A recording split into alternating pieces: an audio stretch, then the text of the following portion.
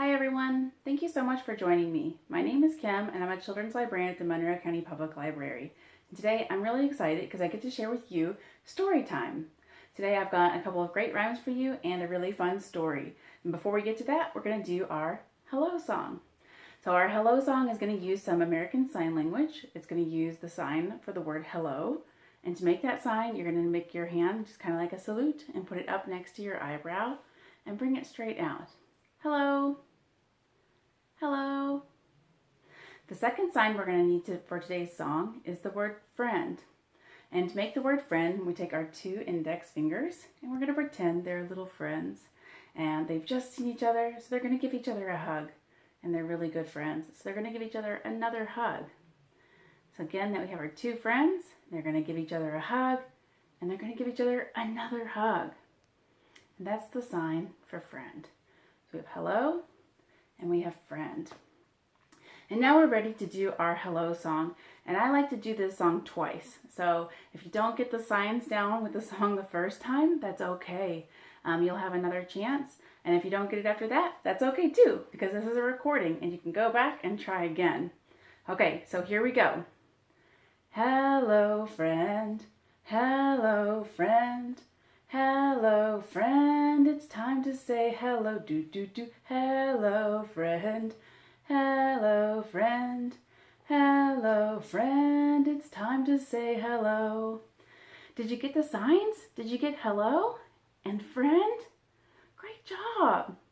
Did you notice I did two other signs in there too? I did the sign for time and I did the sign for say. Yeah, really cool. Okay, and now we are ready for our story time. And I'm really excited because today's story time, it's about snacks. And we're going to focus in on one of my favorite snacks. Before we get there though, we're just going to talk really generally about snacks. I love snacks. What are some of your favorite snacks? Those are all really great snacks. Oh my goodness. Yeah, there's so many great choices. And our first rhyme today has a couple of these choices, some interesting choices maybe. And it's a rhyme called pizza pickle. Pizza pickle. And my friend Lammy is going to help me with this rhyme today. Lammy, come on down here. All right, so Lammy is a very good sitter. She's going to sit on my lap. All right, so there's Lammy. And if you're a caregiver, you can sit with your little one on your lap. If you're a preschooler and you don't want to sit on your caregiver's lap, you can sit by yourself and do these actions. And when we do a bounce, you could just pat your legs. Okay? So here's how this rhyme goes. Pizza, pickle, pumpernickel, this little one will get a tickle. First on their toes, then on their nose, then on their tummy where all the food goes. Awesome! This is a rhyme that you could also do with a little one that you would still cradle. And you could do it just like this. Pizza, pickle, pumpernickel, this little one will get a tickle. First on their toes, then on their nose, then on their tummy where all the food goes. Yeah, exactly. Very nice. Such a fun, silly little rhyme. What's in that rhyme? Pizza? Do you like pizza? Pizza's pretty awesome. Pickles? Sometimes they can be a little sour and sometimes they can be a little sweet, right? And what's that last thing? Pumpernickel. Have you ever tried pumpernickel? It's a kind of bread. Very neat. All right, so that's a song about some different snack foods, right? Or pizza's not really a snack food, but it's a song about some different foods that we might like. And today, we're going to focus in on one of my favorite snacks. And it is a snack that is very common, not like pumpernickel. It's something you might see every day. And I'm going to see if you can guess what it is based on some clues, okay? So the snack that I am thinking of is round, and it's crunchy, and it grows on trees, and it can be red or green or yellow. Do you know what it is? Do you know what it is? Lammy, you think you have an idea? Do you want to tell me what you think? I think Lammy's got it. Do you want to tell him? It's an apple. That is right. It is an apple. I love apples. They're so delicious and they're very crunchy, and I like that they're portable, and I like that you can slice them up and eat them like almost like little pieces of candy, or you could bake them into a pie, or you can smash them into applesauce. They're so nice and convenient, and you can use them lots of different ways. Lammy, do you want this apple?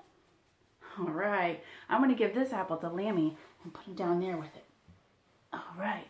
So today we're going to talk about some rhymes and a story having to do with apples. And our first rhyme is called Apples, 5 Apples in a Basket. And I'm going to use my felt board here to help me out with this rhyme. So this is my basket. And I'm going to bring out some little apples as we go. If you've got a little one with you, you might want to wiggle their toes as we kind of go through the rhyme. And if not, that's okay. You can just watch the board and listen to this and kind of go along that way. All right, so are you ready? 5 apples in a basket. The first apple in the basket was green, shiny, and bright. The second apple in the basket said, "My, this is cozy. Sleep tight." The third apple in the basket said, "Hey, make room for me, you pair." The fourth apple in the basket said, "There's plenty of room to share." The fifth apple in the basket said, "Oh dear, oh me, oh my, this basket looks like pastry. I think we're in a pie." Oh my goodness, they are in a pie, aren't they? This pie looks good enough to eat. It's a little sweet. You know, this reminds me of a joke. Why did the apple pie go to the dentist? Because it needed a filling. All right, just a silly little humor there. Okay, so let's clear up this rhyme and we're going to tell our story. And the story I'm going to tell today, it is based on a book called The Mouse and the Apple by Stephan Butler. And it is a book that I've read many, many times, but today I'm not going to read to you from the book. I'm going to tell this story with my mouth, and I'm going to tell this with my felt board. So you're going to have to listen to my words very carefully, and you're also going to get a chance to see it kind of come to life here on the board, okay? Are you ready for this story? All right. Once upon a time, there was a little mouse who came across a wonderful tree with a bright red apple hanging right up in the branches. And the little mouse saw this apple and he thought, "My, what a delicious looking apple. I will wait for it to fall." And so the mouse waited. And after a little while, Hen came along. "Hey Mouse, what you doing?"